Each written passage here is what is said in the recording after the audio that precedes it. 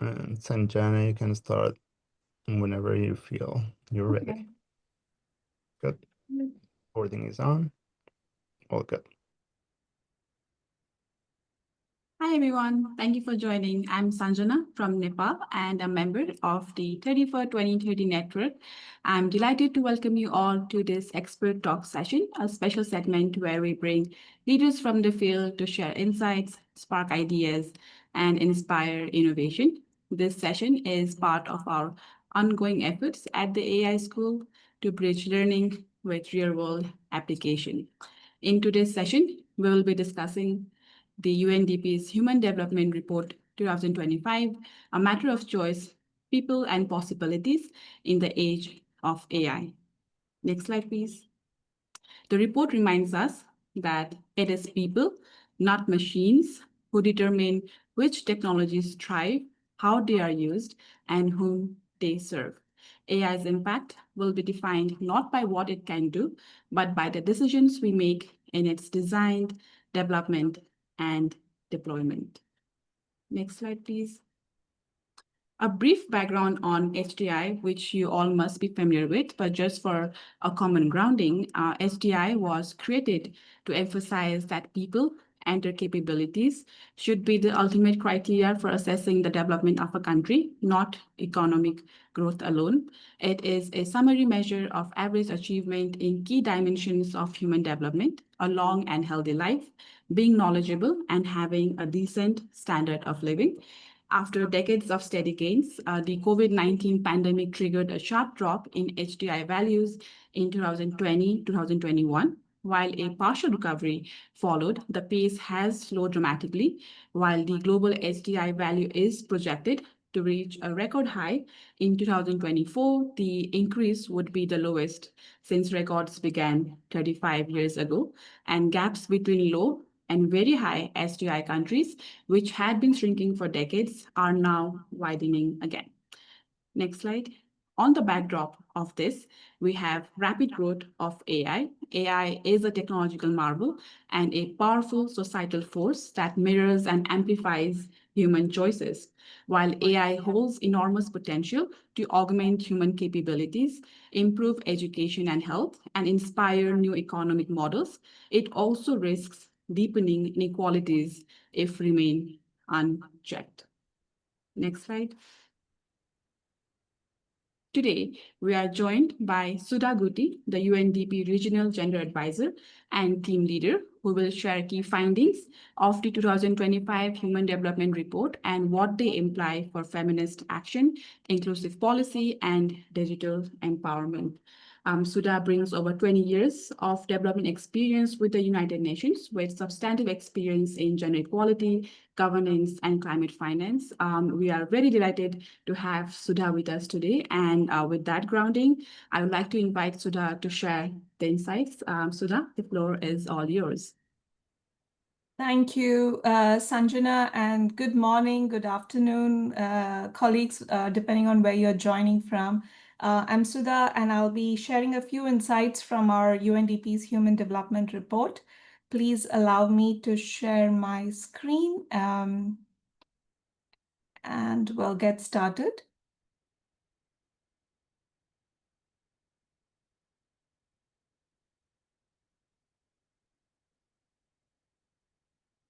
All right.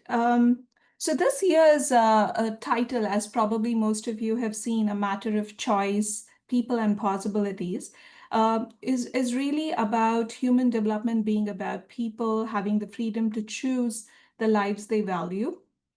And AI, as we see, is opening up more choices for that. And how we really use it is going to really shape our future is the premise of this report, really. And we'll take you through a few slides which gives the overview of what we're saying in the Human Development Report, but also we'll deep dive, zoom into the gender equality and women's empowerment aspects, which is, if you have the report in front of you, is really in chapter 4 of the overall report. Maybe we start with a bit of a sobering global backdrop, right? We see that the human development progress has been stalled. The HDI, as also Sanjana mentioned, with which we measure, is a measure that combines health, education, and income. And we see that the HDI from the COVID pandemic onwards has really stalled the progress.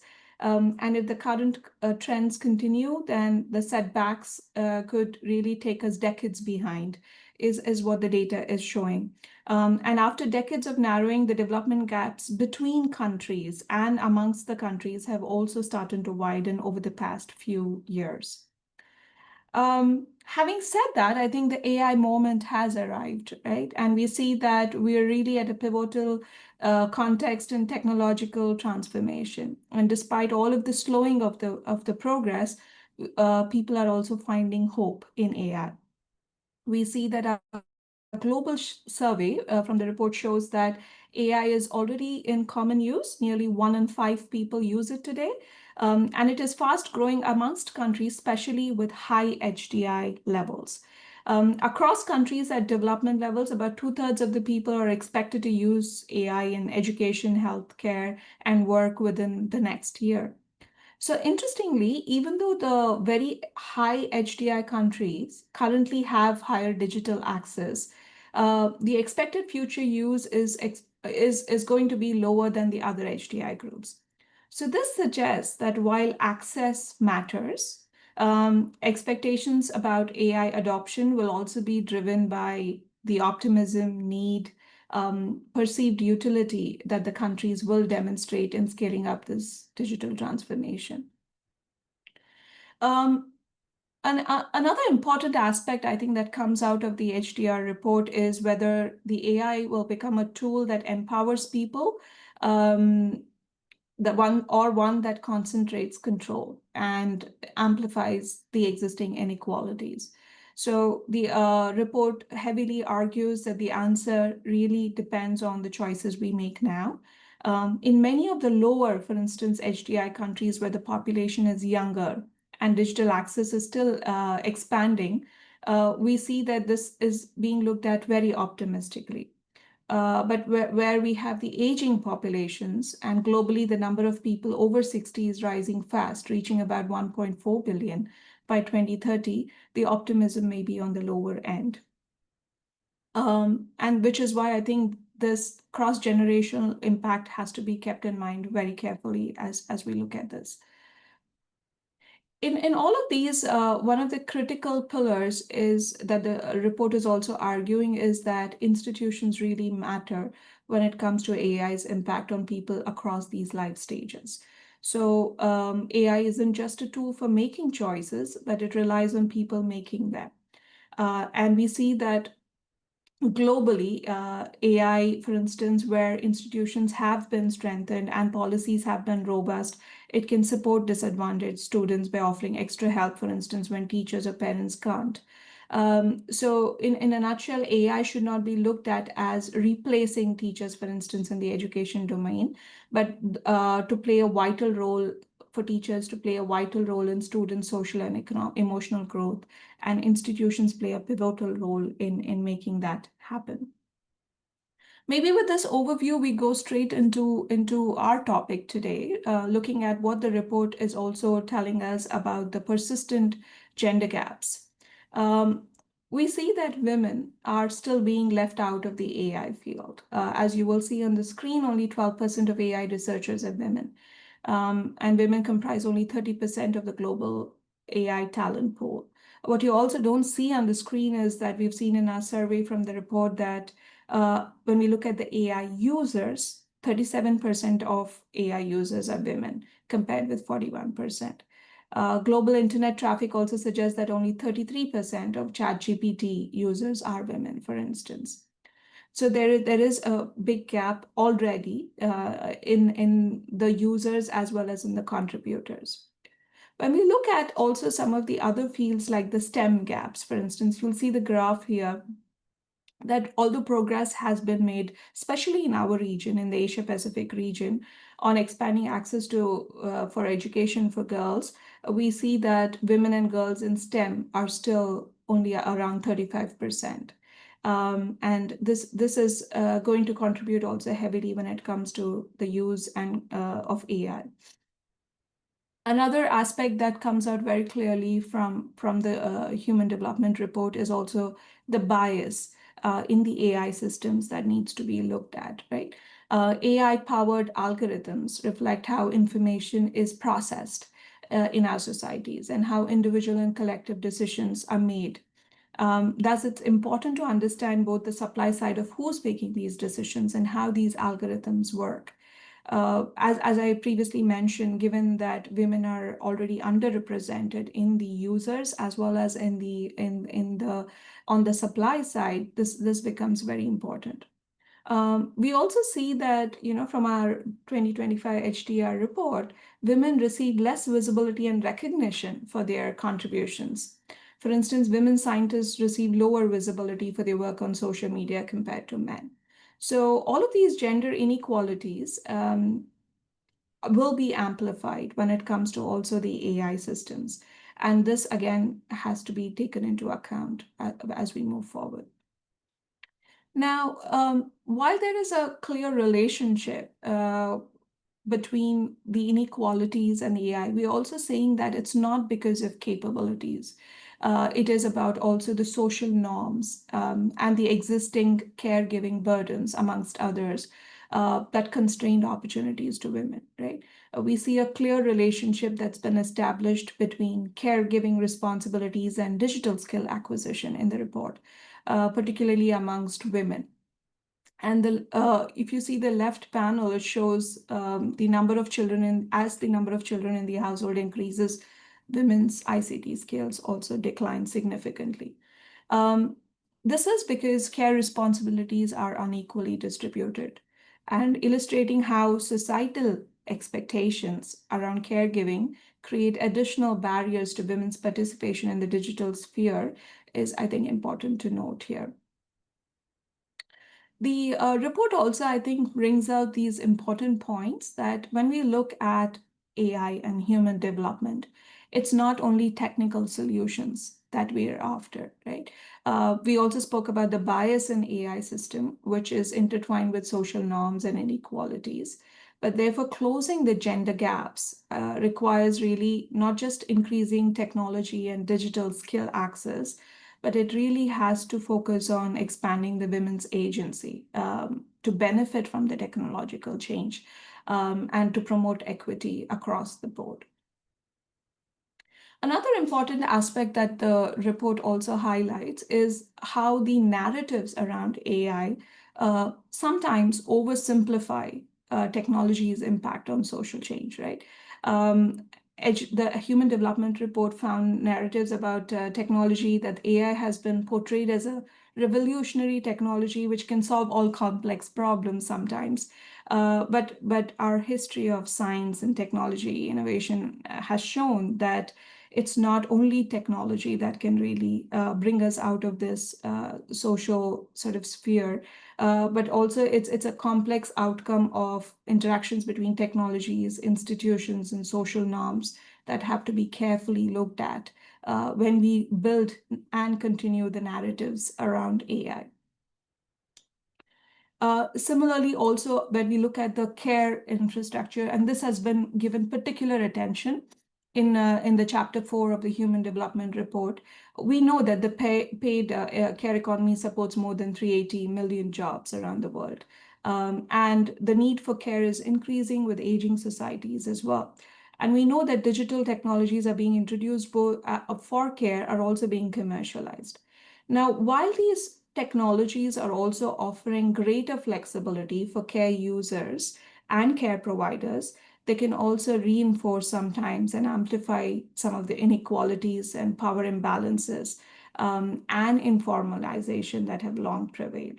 So the report also gives adequate data to understand this, but also the report gives us excellent examples of innovation around care technologies that I would encourage all of you to look into, especially if this is your interest area, whether it's about digital labor platforms, increasing the labor force participation of women and how care is being integrated there, or the Japanese nursing homes innovations when it comes to care. Another aspect, which again, I think most of us working in the gender equality domain have been looking at more and more, is while there are all these positive dimensions, we're also seeing that women are more concerned with the tech-facilitated gender-based violence, or the cyberbullying, as we call it. And there are negative consequences of sharing data of the violence that's happening online. Globally, we see that 38% of women have experienced gender-based violence. And it's only on the rise, especially amongst young women. We also have data from our region, for instance, in South Asia in the report, which is also very alarming. Let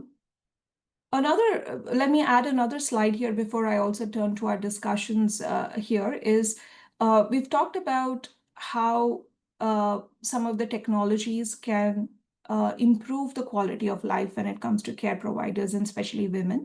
But also we have to make sure that the gender roles that are identified within that is equally looked into. And so technology is not shaped by, and in turn shapes gender norms, and not the other way around only. I know that we have limited time, so I will not go through all of the slides here, but we also have from the report extensive data looking at how structural exclusion is happening in the informal sector, for instance, and how it's important when we look at AI that these data and information is carefully looked at when we influence policies and when we build programs. In conclusion, maybe I will just highlight some of the things that have come out as a forward-looking steps in our report. I think the principal idea is that we need to move away from the idea that technology follows a fixed path. What matters is really how AI is used, who decides, who benefits, and how the accountability is ensured. And this year's Human Development Report provides these three sort of forward-looking aspects of building a complementary economy, where policy should encourage people and AI to collaborate, and guiding the innovation with intent. So looking at how AI should be harnessed to accelerate science and innovation, and not by only automating creative processes, but by really augmenting them as well. And then looking at heavily investing in capabilities that count. So to thrive in an AI-driven world, we know that people need the right tools and education, but also at the same time, AI can open up new jobs. And all of this, if it is done with a gender-responsive lens and the data that we have on hand, opens up tremendous possibilities. So maybe let me stop there, Sanjana, and hand it back to you, and we can get into a more discussion mode based on this overview.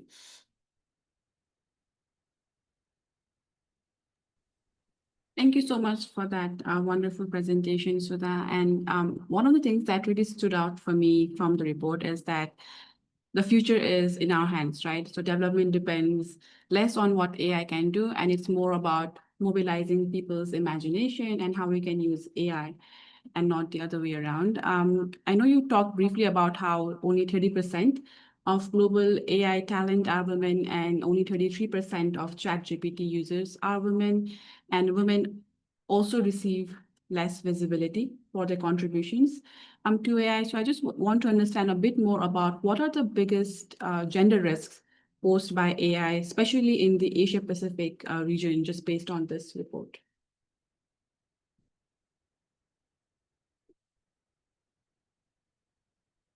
You're on mute.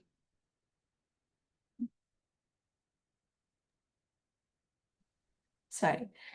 I think there are a number of challenges that we need to keep in mind and barriers. But if I had to just maybe summarize 4 points, that are most critical when we look at our region, but also beyond, coming out of the Human Development Report is, in the context of AI, I think, first of all, the systemic and algorithm bias.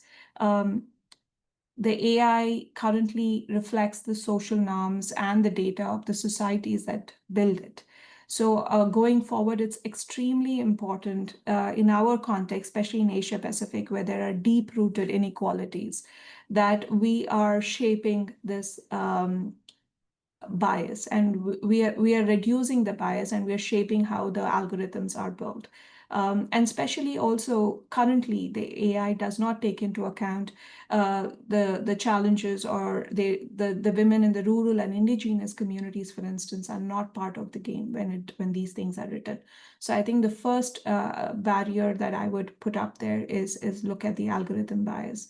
The second one is, I think, something that we've talked about a lot, which is on digital access and skills gap, right?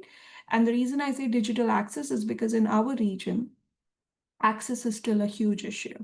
And so when we're looking at the future of AI, and if we want to make sure that the countries in our region are not left behind, and the inequalities that we see amongst the countries and between the countries doesn't escalate, then it's important to look at both the access, device ownership, as well as skills in a sharp manner for our region, right? The third aspect, which I think is the concern across the board, right, which is high on our agenda, is really looking at women's labor force participation.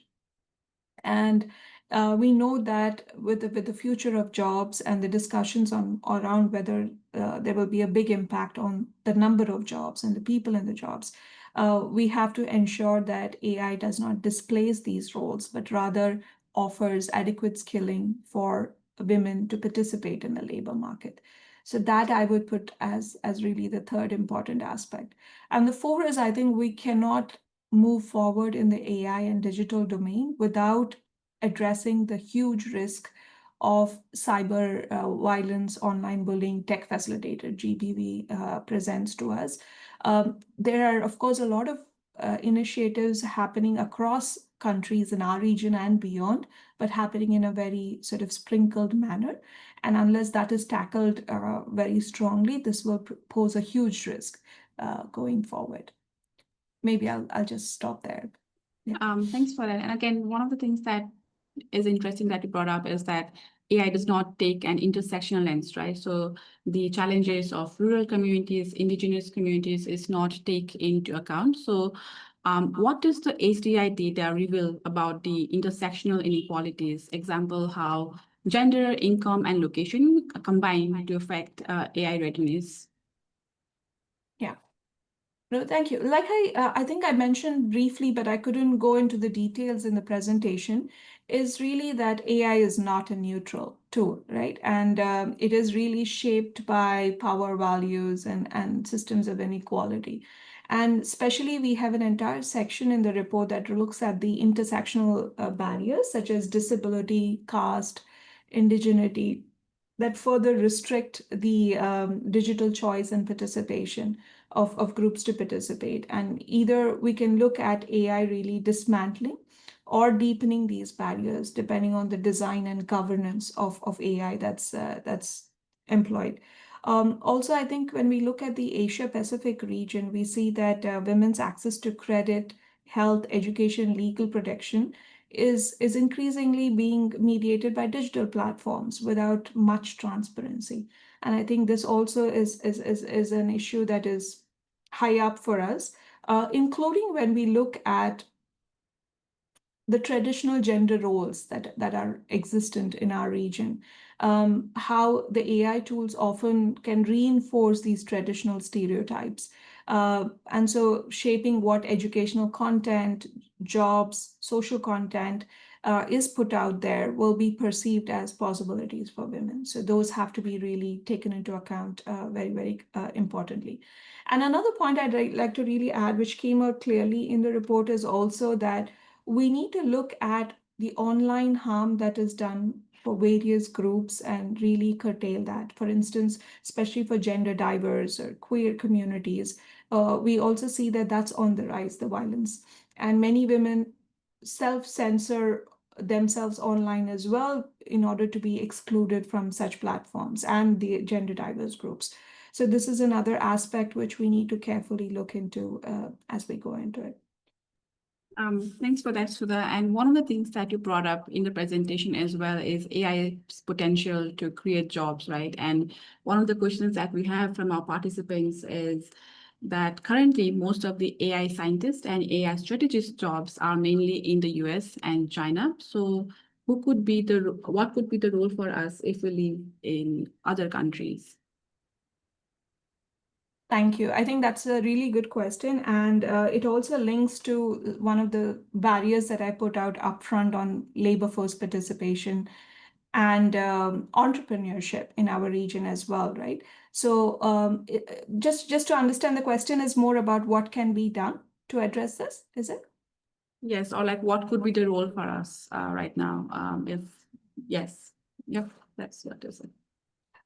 I think depending on the stakeholders we're looking at, we all have different roles when it comes to promoting women's labor force participation and tackling this challenge that we have.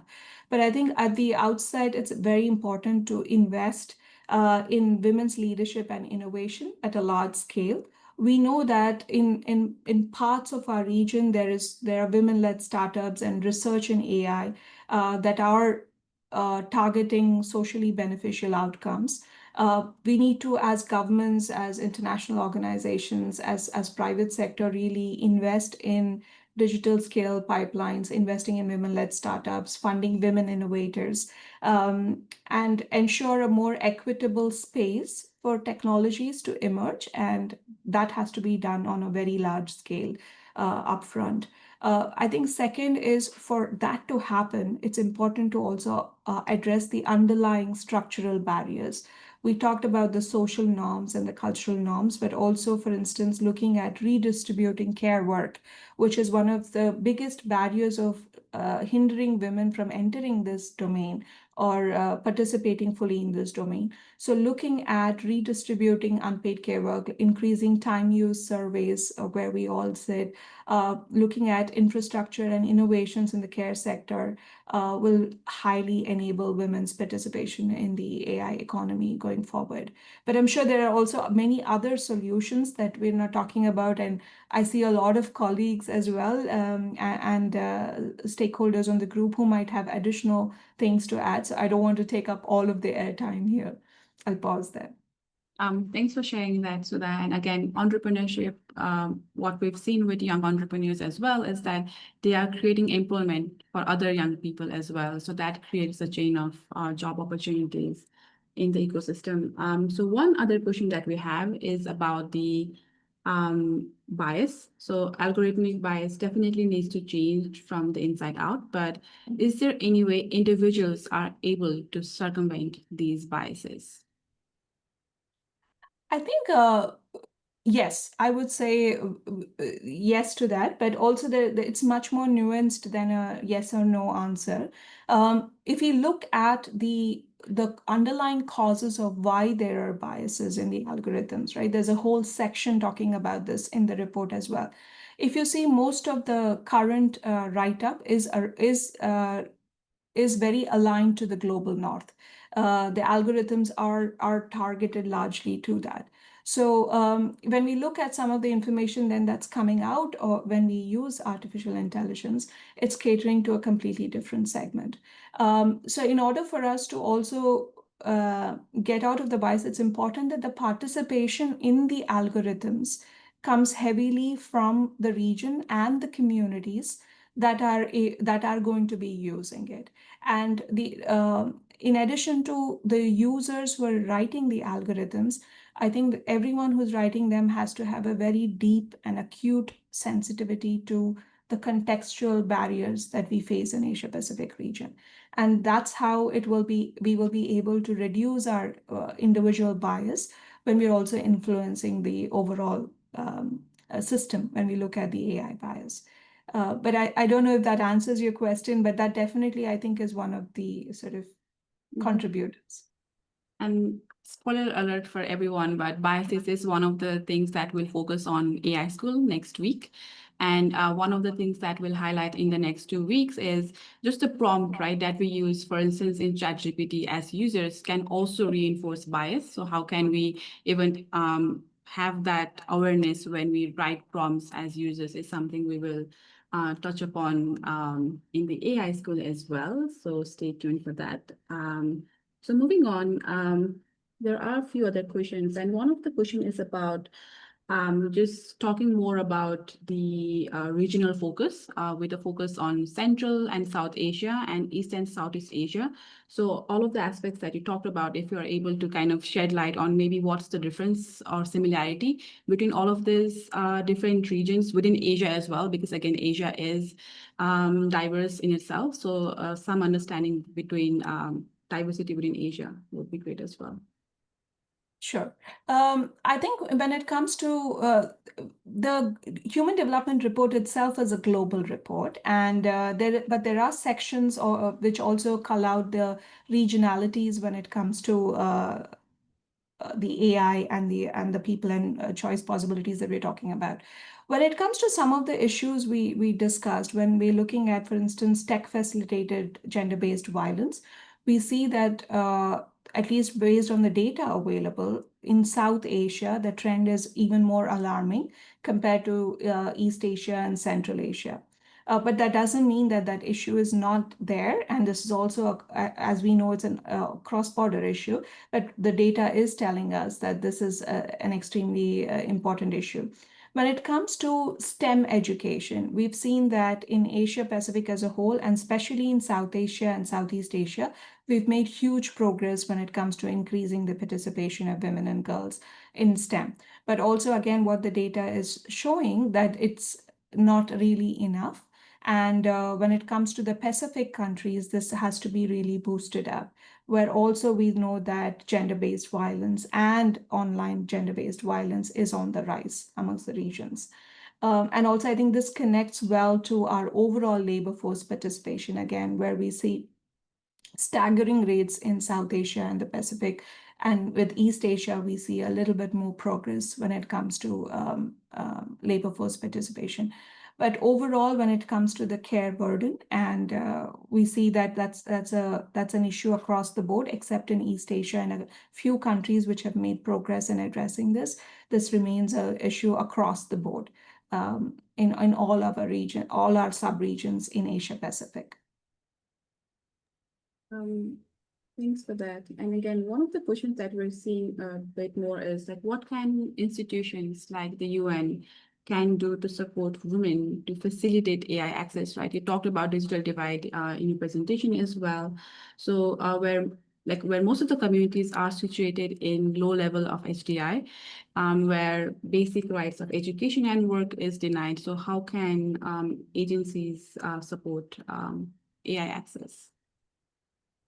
So a couple of things, I think when it comes to AI access, it's not very straightforward in countries where the access to digital public infrastructure is low. So I think one of the areas that the UN and the other development community are heavily investing in is to expand the digital public infrastructure to ensure that there is access to digital services and digital devices, right?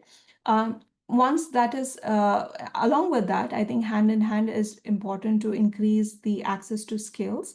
And there are several initiatives underway. I think the UN Women's AI School is an example, right, where you're also working on increasing access to skills. But there are a number of other initiatives in the region at various levels, at the subnational, national, and regional level, which is working on increasing men and women and youth's access to digital skills and AI. But I think one of the important issues we need to also look at is one of the groups that are being left behind from AI access is really also the groups in the informal sector. And women make up a huge portion of that informal sector. We know that, for instance, UNDP's Gender and Social Norms Index showed that South Asia had the highest percentage of population biased against women's economic empowerment, with 80% of them holding such biases.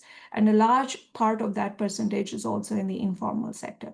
So how do we actually address some of the underlying factors in the informal sector? And again, governments and different agencies are working towards this. For instance, one example is to look at specific actions that support the informal workforce in bridging this digital divide. And this includes a number of initiatives from addressing legal frameworks that acknowledge and address the human rights and dignity of informal workers, creating simpler registration mechanisms for informal workers who want to register themselves, so their access to basic rights, social protection, and digital infrastructure is enhanced.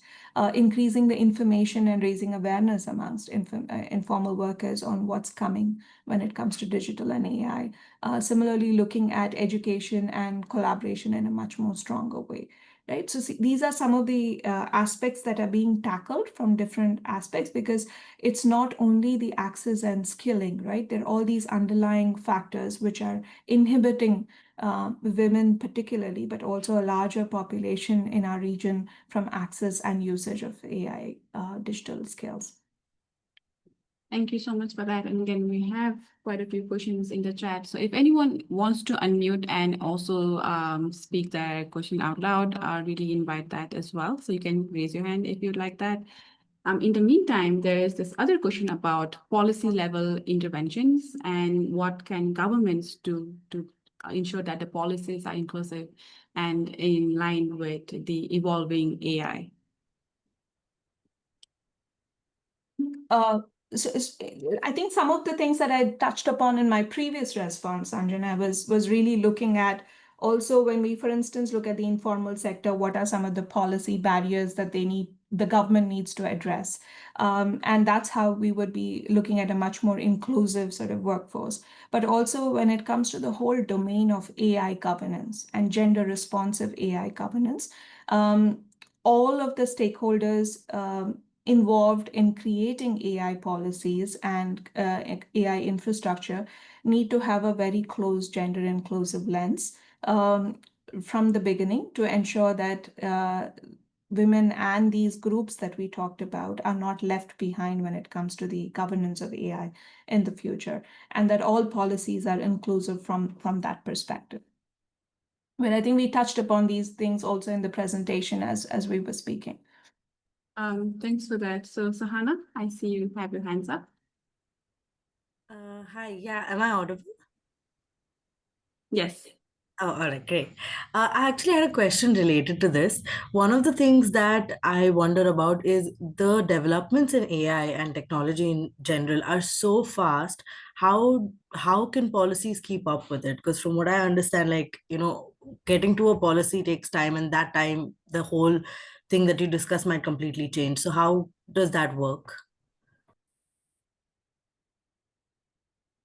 I think many policymakers are grappling with that issue, Sahana. Sorry, I didn't get where you're speaking from. Would you like to Oh, introduce yourself? sorry.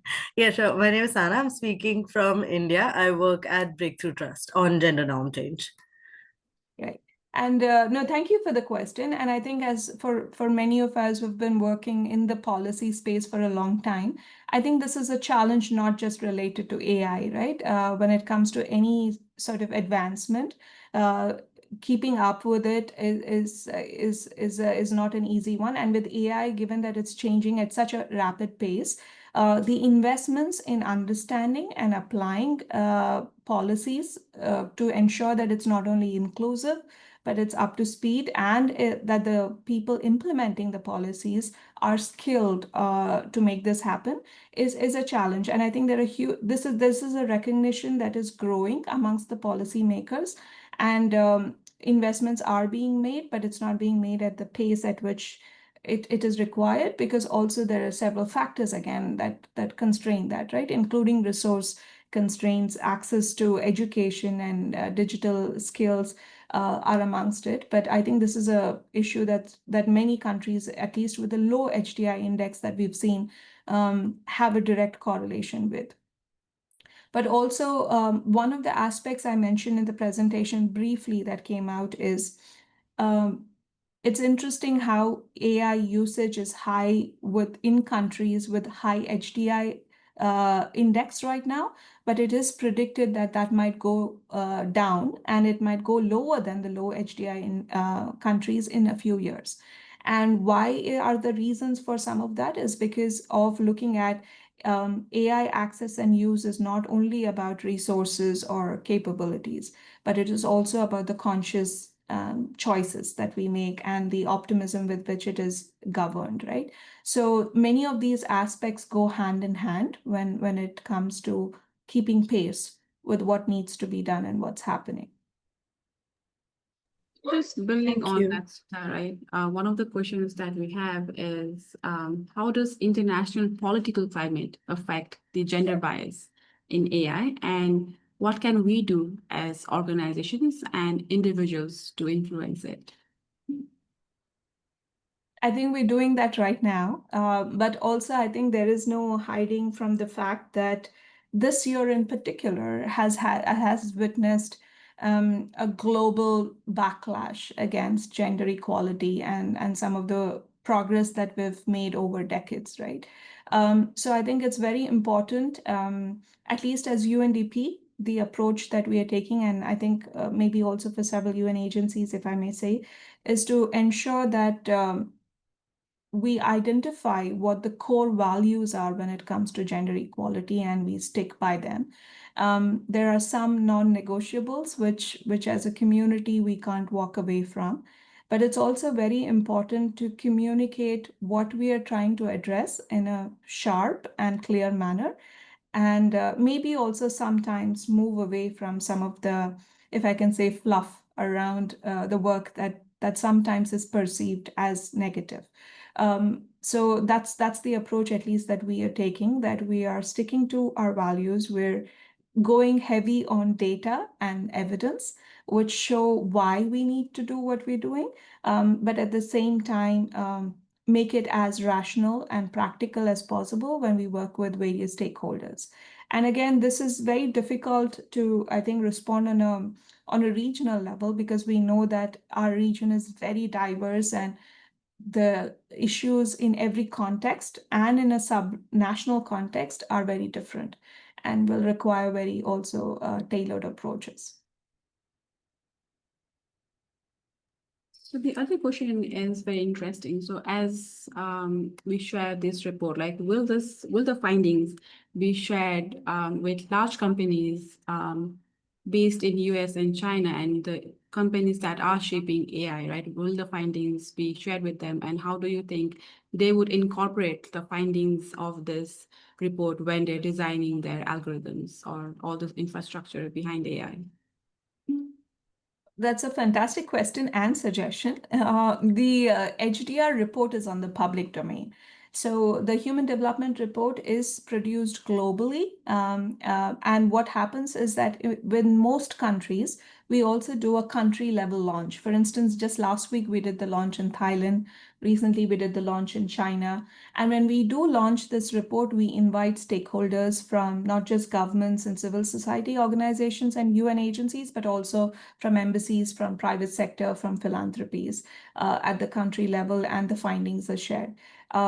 But in addition to, I think, sharing the findings, there has to be a systematic advocacy with looking at where and how we can influence this going forward. And I think that's a suggestion also we take from the discussion today, to have that more and more intentional in our work. Right?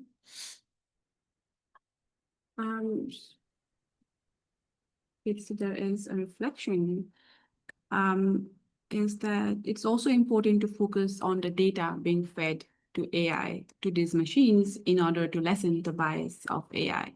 And the question is, how do we start this, and who should start this? Thank you.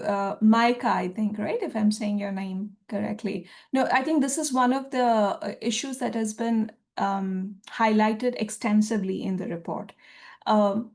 We're looking at, if you look at who is feeding into AI currently, we're seeing that first, there is a very low percentage of women when it comes to writing algorithms. And there is a need to increase the number of women across the globe to invest in skills, to build algorithms, to work in the digital sphere, to look at research areas where women could be included.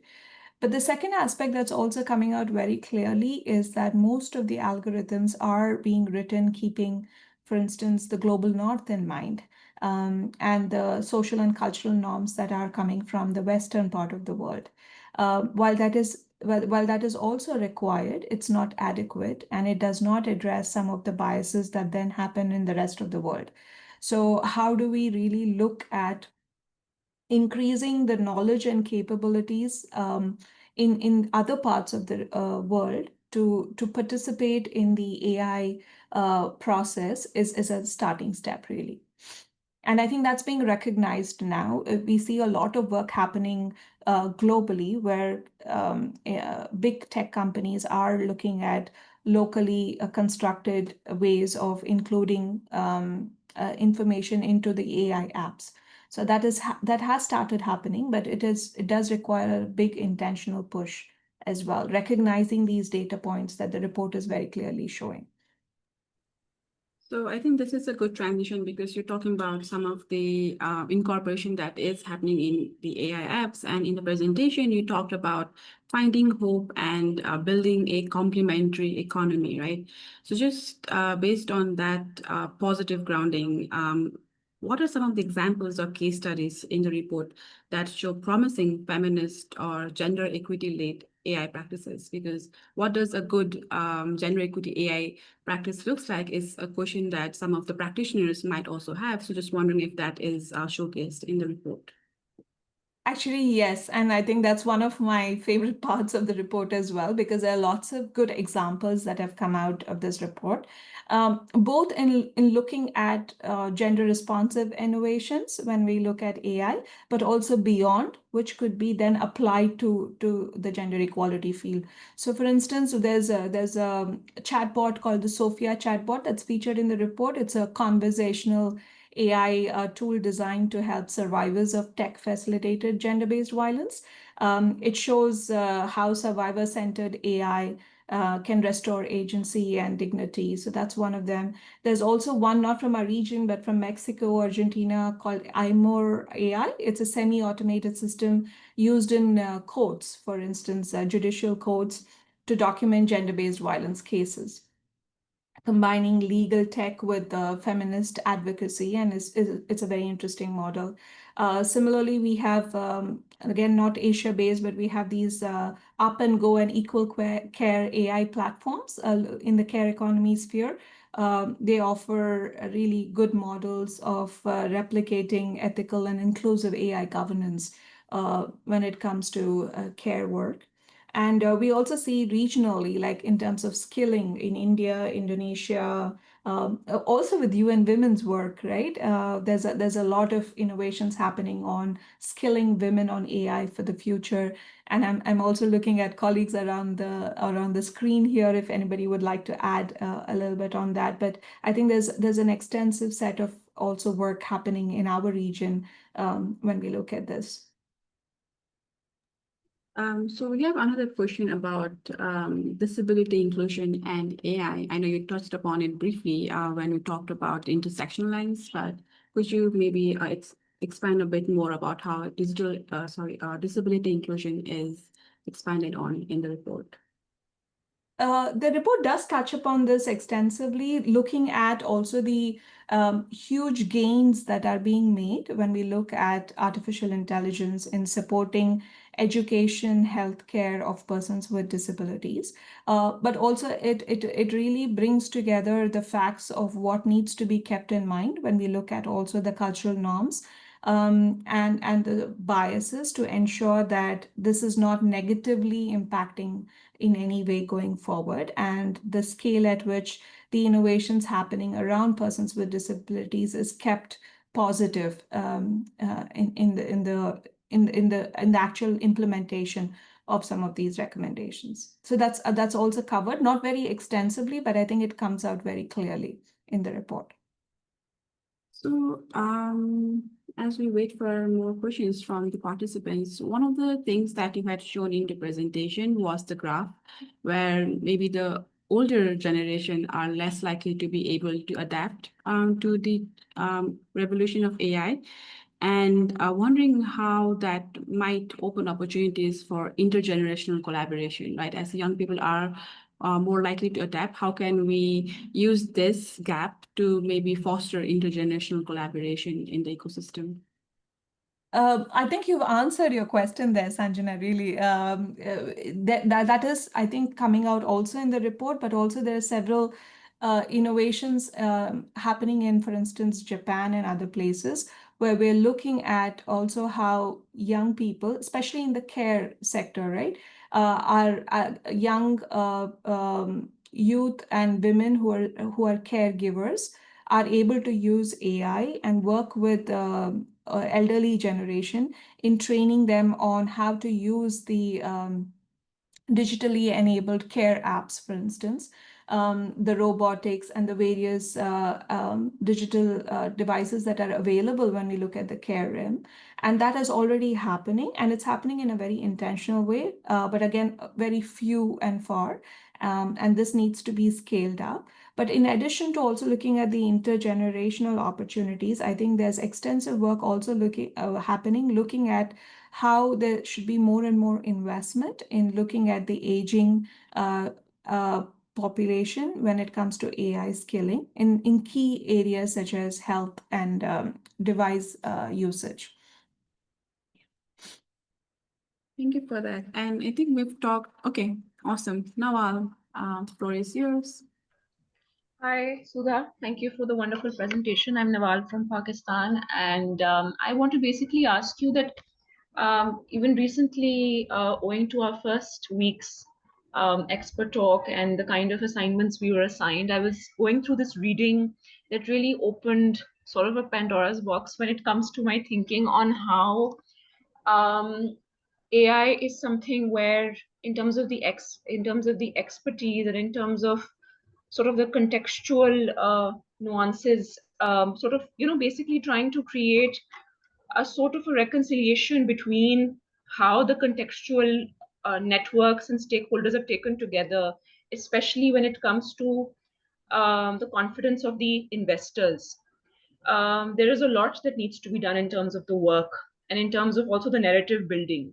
So how do we basically integrate all of these deficiencies? Because when we say that such and such things, let's say with regard to caregivers, we are bettering it in Japan, for example, or if in East Asia, XYZ things are increasing. How do we create a sort of an integrative mechanism where we know that we're getting increased on, we're getting improved, or we're increasing what we want to achieve in AI in a more sort of cohesive way, in a more congruent way, rather than all of these things or interventions probably happening in isolations, if I've articulated myself properly.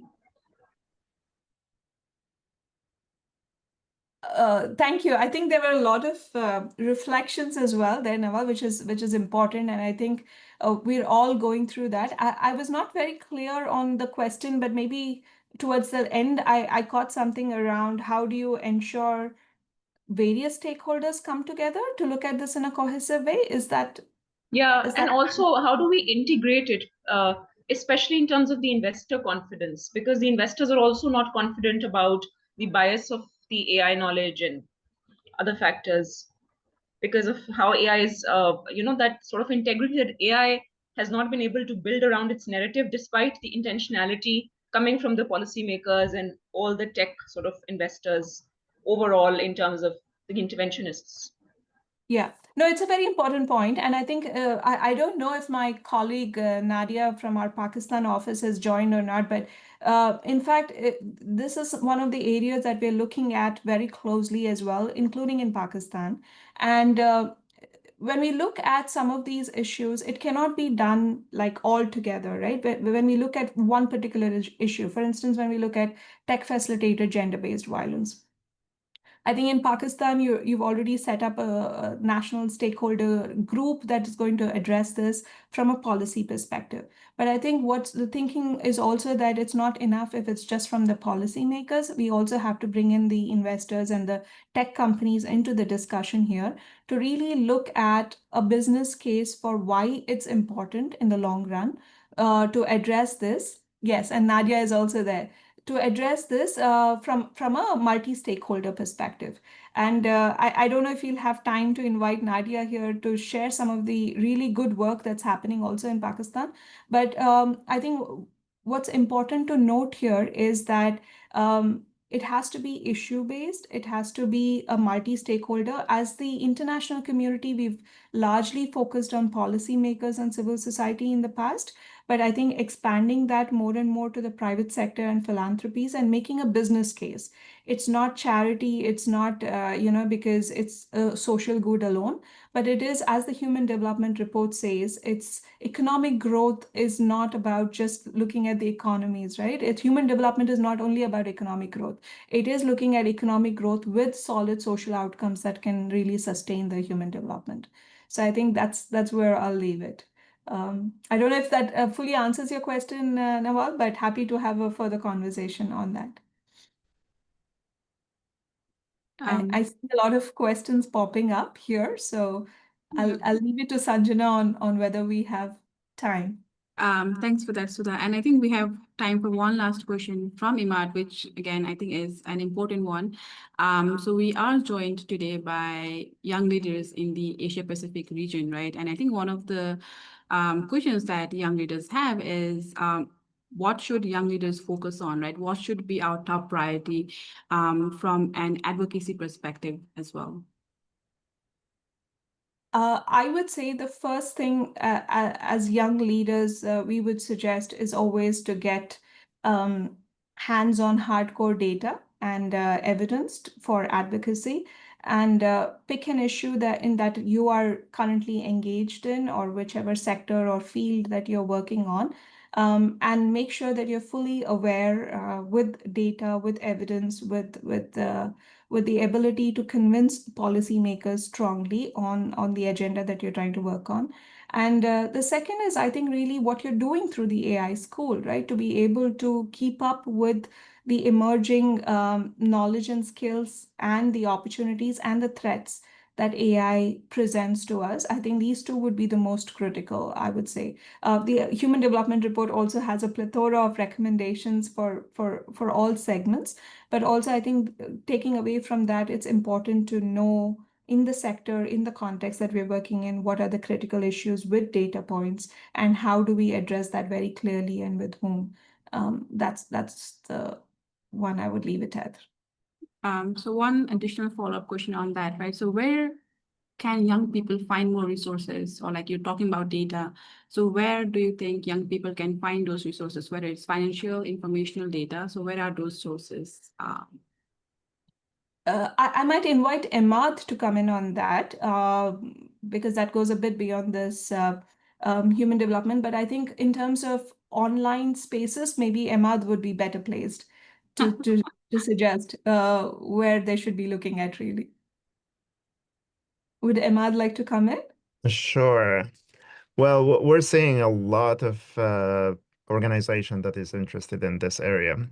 So data from the World Economic Forum that comes in almost every year, and their report on the gender gap, to the World Bank, the UNDP research, that's also this Human Development Report. We have a couple of studies as well already from Asia and Pacific that is looking into the impact of AI, whether in women, peace, and security, to the job market, to the annual research that is being conducted by LinkedIn on their analysis of the job and the world of work.